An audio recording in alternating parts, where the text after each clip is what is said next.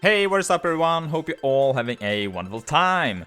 Today I'm going to go over how you can make some extra chaos orbs or even divine some cases simply by crafting some very basic scepters. Whatever you get good or even bad stats on the scepter, it will still sell guaranteed for a profit. And these scepters we are going to make is going to be mainly for all the righteous fire builds and also some cold dot builds like Vortex and Creeping Frost. These two builds is very popular every single day pretty much, so the demand of these scepters is quite high and they work perfectly as a starter weapon. Before we start, just a quick reminder to like the video and also subscribe to the channel to show support. Alright, let's start making some currency. So let's start by getting our base to craft on, and here we have two different bases that we could use, and these are either the Opal or the Void Scepter. And these both give a 40% increased elemental damage and is the best stat we could use for these types of builds.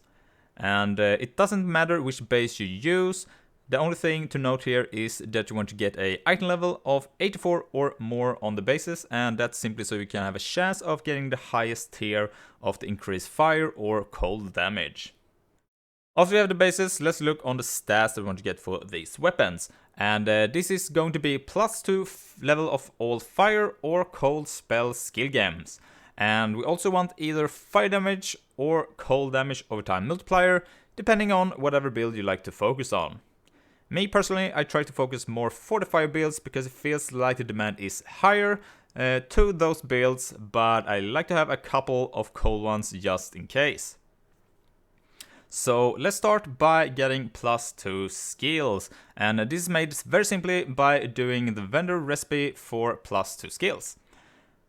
What we want to get is skills or support gems with a total of 40% quality and also the tag for either fire or cold depending on what skills you want to use. So in this example, you take your scepter and you also take your gems and you sell them to a vendor, and this will grant you a magic scepter with plus to all fire spell gems. To get the gems, I use PvE trade and I go and I put a minimum of 14% quality on the gems, and this will make it so in average we will need 3 different gems to be able to do the vendor recipe. I also go down and I put a cost of a maximum of 1 chaos orb per gem.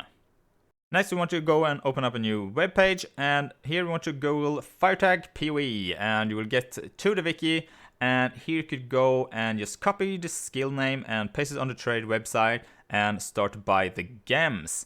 And here you just want to repeat the process with the other skills until you get as many gems as you want. If you have a second monitor, this process goes very fast to go through, but if you only have one monitor, I feel very sad for you. Alright, so we have our base now with the +2 skills. Next we simply want to use a Orb of Augment on the base, and here is where the item could go for a couple of chaos to a divine orb. So it's a little bit of gambling involved here, but as I mentioned before, you go with a profit either way, so that's the good thing about this crafting method. And the stats that we want to hit now is going to be either increased fire damage as a suffix, you can also get increased burn damage, or you could also go for damage over time multiplier. If you get any of these, the prices will go up to 20 times more or even higher in some cases. Next you want to use a Regal orb, and here we only want increased fire damage or cold damage depending on the type that you want to go for. Technically you could go and get +2 all level of spell skill gems also, but the chance there is very small. And if you do get it, well, good for you. And moving on for the last step, go to your craft bands and go and craft the damage of time multiplier, and the scepter will now be done. The craft of these scepters are 6 chaos each, and I've been selling them between 12 and 20 chaos orbs depending on the market price.